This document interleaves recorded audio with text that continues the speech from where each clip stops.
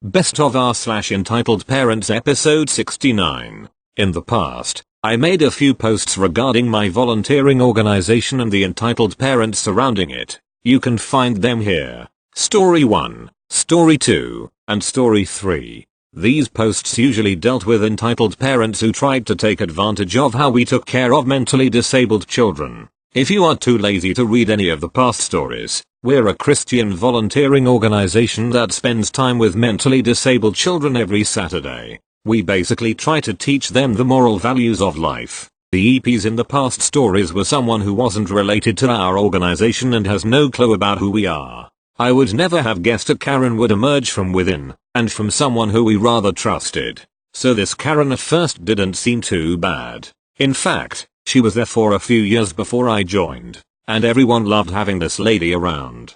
Her son was one of the mentally disabled kids, and she was always there for the drop-off and pick-up. She was very cheerful and encouraging to us volunteers. She was also one of our biggest individual sponsors, donating $300 per month, which was significantly higher than other donations from other parents and individuals. For the Christmas of 2018, we decided to host a Christmas party. It was supposed to bring families together for fun times, and the kids had been practicing and rehearsing for months for the group performance at the party. On the day before the party, some of the props and equipment were destroyed by accidents, forcing to cancel some of the activities at the party. We had about 30 minutes open, and we had to use that time frame. This is when Karen stepped in. She said she was a teacher at a ballet school, and they were supposed to have their recital on the weekend before but had to be cancelled. She said the ballet performance could fill in that 30-minute spot. We decided to let her do it under 3 conditions. It can't go over 30 minutes. The party was for the kids, so try not to make it about the ballet students, therefore, do not bring extra guests. She agreed with all 3 rules, and everyone went home. The next day, I was at the event hall doing some prep work, when I saw one of the ballet girls arrived early with her parents. No biggie, probably here to drop her off, I thought, and send them to the separate waiting room we prepped for the girls. Then another girl came with her parents, then another, until we had 20-30 ballet girls, which with their families and parents. I pulled one of the parents to see what's going on, and she said Karen had announced this is where the recital was going to be held full-fledged. I relayed this message to the director girl, and everyone was annoyed. The event hall was already set up for the organization kids, including tables and seats, so we had to give up the middle area in front of the stage to make rooms for rows of chairs. We were also forced to provide lunch for them, and some of the volunteers, including me and the leaders, were forced to skip lunch. To make the matter worse, Karen showed up late and ignored all the crap she had caused, excusing herself with "Sorry, I gotta prep for the ballet, we'll talk later." So an hour or 2 goes by, and it's finally time for ballet. You'd think Karen would try to keep in that 30 minutes time frame. No one would have been mad if they went over time, like around 10 minutes. The whole thing took 5 hours.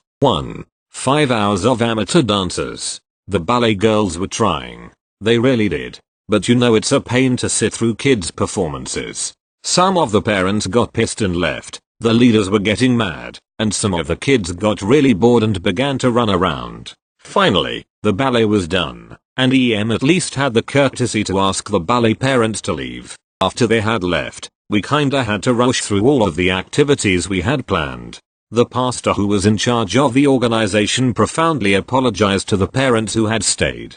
So the event was finally over, and everyone is dragging themselves for the cleanup. We're all exhausted both physically and mentally, and EM comes back. When everyone sat down at a long table, EM spoke. Instead of apologizing to us, this is what she had said. EM, translated from Korean: I hope that ballet was meaningful for everyone. You know, the kids at the organization probably never seen anything like this, so I like to think they and their parents are thanking us. I also think the Swan Lake relates to Jesus, because the finale is a lot like the resurrection of the Christ. I'd say the kids were lucky to get to see something for free, and not pay for the show. She said this with a proud look on her face, and I resisted the urge to fassap them hard. The look on everyone else was either in disbelief or showing a fake smile. After she left, everyone just kinda left in silence. Even the dinner afterwards, which usually is filled with laughs, was held in awkward silence.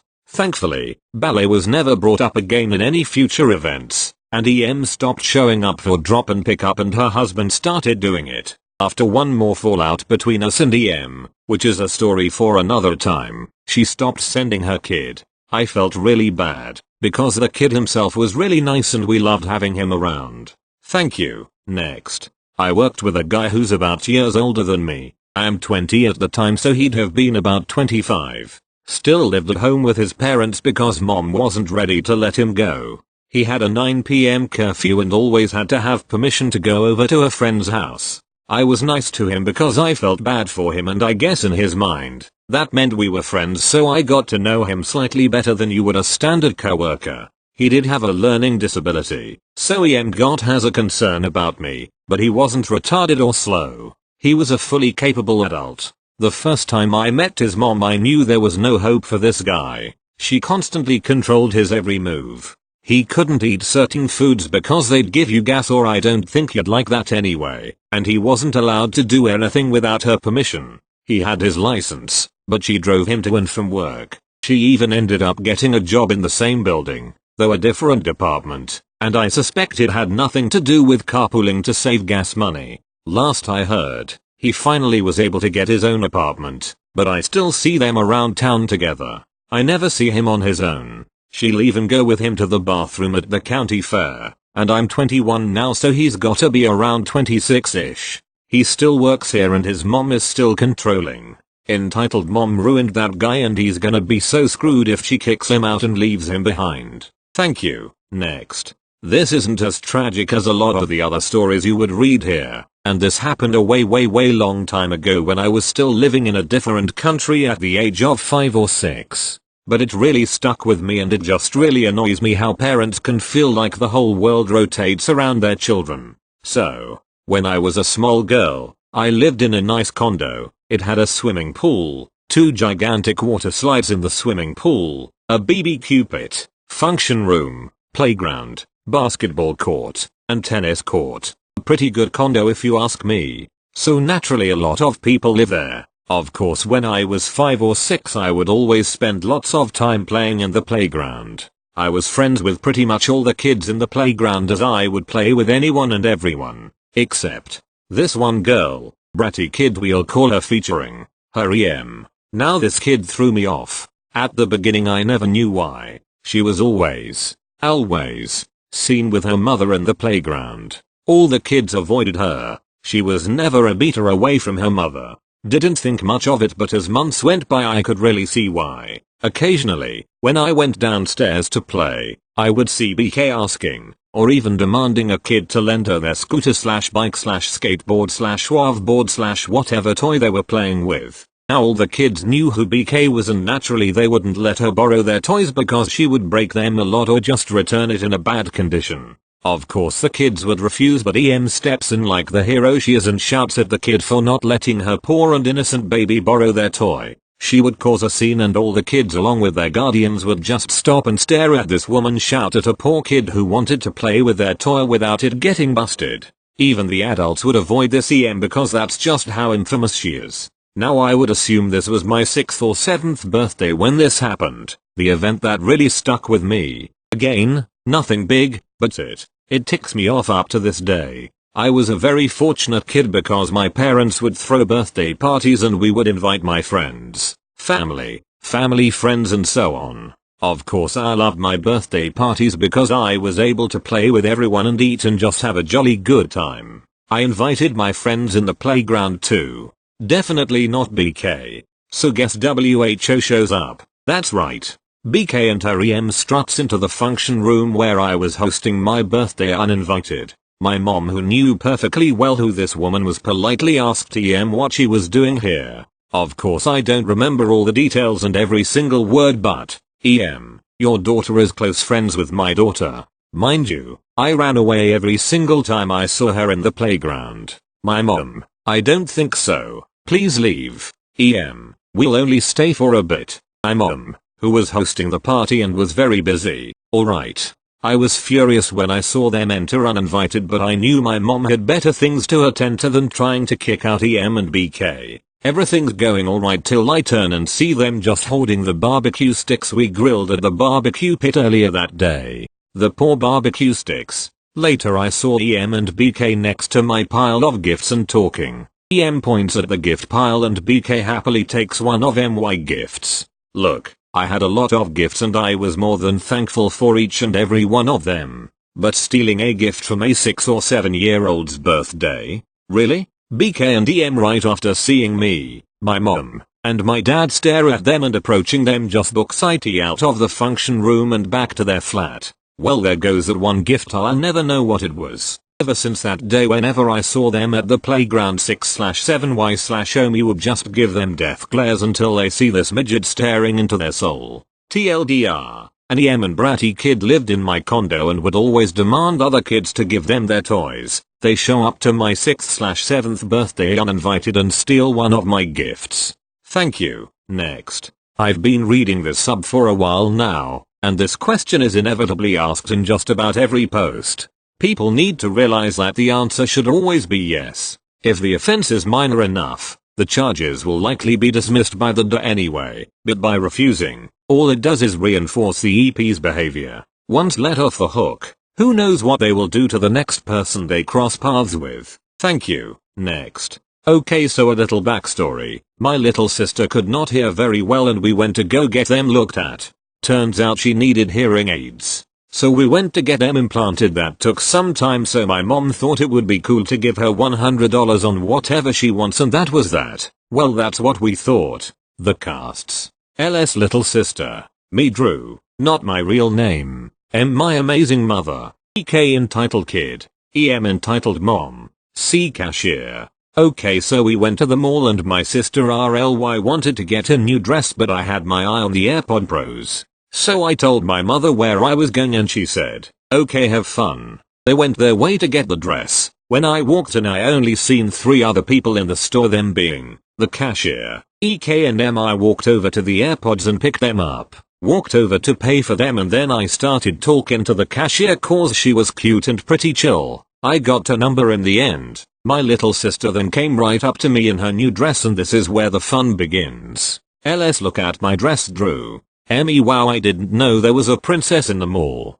LS but, it's me LS. ME I know, so what's you? Just then I feel a tap on my shoulder. I turn around to see the EK and EM. EK mommy there they are, the new AirPod Pros. He pointed right at my sister's hearing aids. ME oh no, those are not AirPods, they are her hearing aids. EK yes they are, don't lie to me. EM don't lie to my son you little shit. ME I'm not lying, I got those today. EM we know, we seen you pay for them. ME no, these are the AirPods Pros. I pulled them out to show her them. What I didn't see was EK going around her and pulling out my LS hearing aids. It happened so quick and her ears started bleeding. I pushed EK away and grabbed LS. ME LS are you okay? LS no, I want mommy. She started bawling her eyes out. EK look mommy, I got the AirPod Pros. EM oh good job my little angle, just give me one moment. EM don't ever push my son there again. A crowd started to form. My mother came to see what happened and when she seen LS ears bleeding and EK with her hearing aids she ran right over.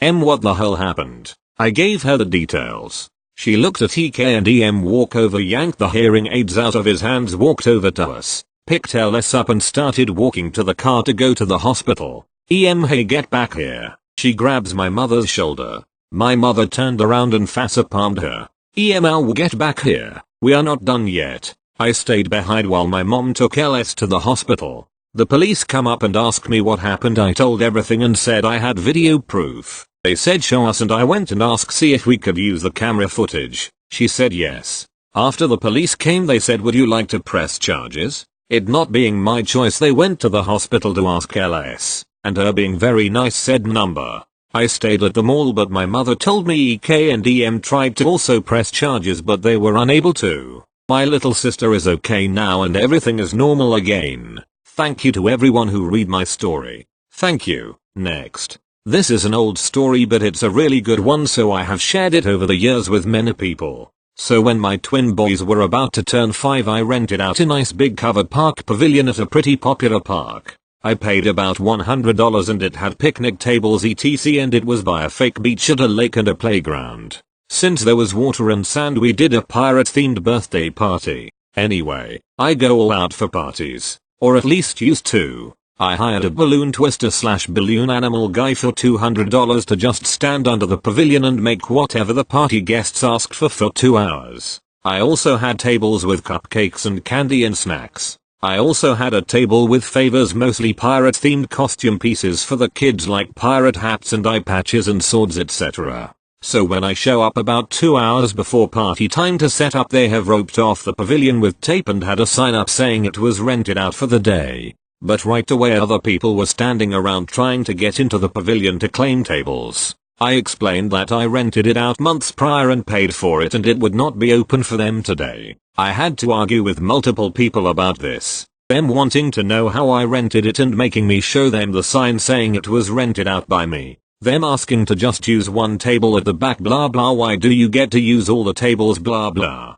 Because I paid for them. So I actually got behind setting up for the party due to having to argue with people the entire time. One time I actually had to threaten to call the park ranger on one bitch who kept trying to argue with me. She then goes and calls a friend on a cell phone and bitches about how someone won't let her use a table and they need to bring a table so she can set up her son's birthday party. Bitch, lack of planning on your part does not constitute an emergency on my part. So we finally get the party all set up and the party starts. Well, it's going great until I notice kids I do not know and parents I do not know getting the balloon twister to make balloon animals for them. Who the heck are you? He was standing up under the pavilion within the party, so it is pretty obvious he was working the party. He had no idea who was a guest and who was not, so he was just making them stuff for free and I had to go over there and tell him not to make anything for anyone unless they say they are here for the party and know the birthday boys' names. The nerve of people to just walk up into a party and have a balloon twister make something for your kids for free.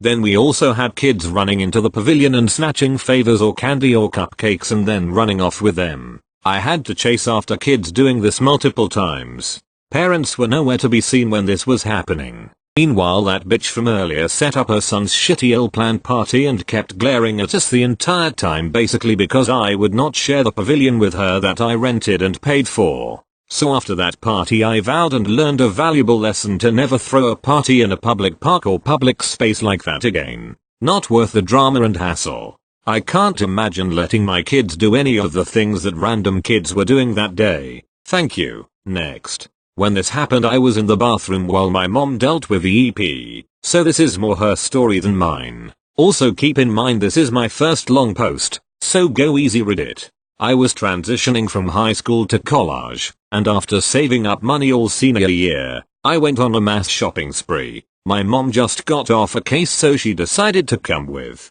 She is a behavior correctionist for high schoolers, dealing with the kids who are violent towards others. This means she needs to have submission techniques like jujitsu. This is important later. We do our shopping and get a small TV, a nice laptop and other assorted stuff. We check out our stuff, and I excuse myself to the restroom.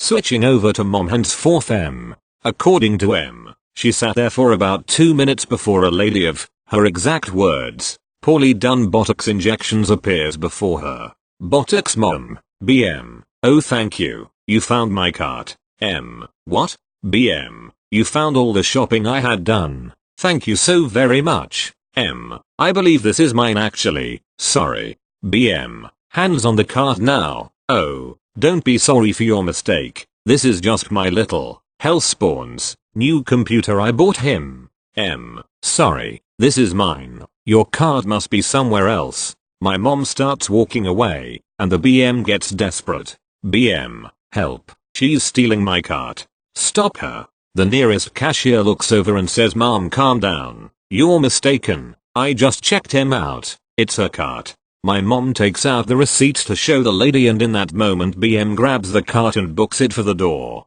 My mom chases after her like she does high schoolers. My mom grabs her by her poorly done botox skin and stops her when BM pull out pepper spray. My mom has had kids pull knives on her, so she applies pressure to that arm and puts her in a submission hold. The cashier apparently called the police and my mom kept her there until they came. When I came out of the bathroom I see the police taking statement from like everyone and a lady in handcuffs screaming about her children. Me, what the hell happened here?